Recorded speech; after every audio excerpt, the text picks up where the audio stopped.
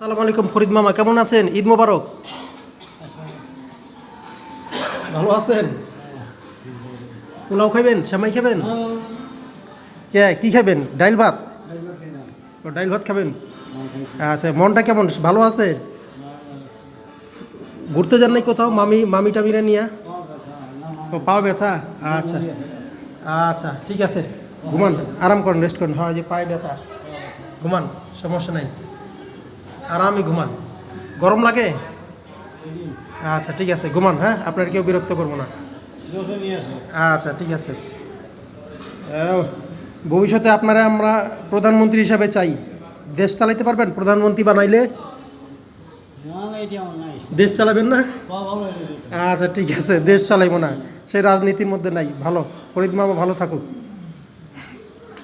ফরিদ মামা special VIP সোফায় ঘুমাচ্ছে।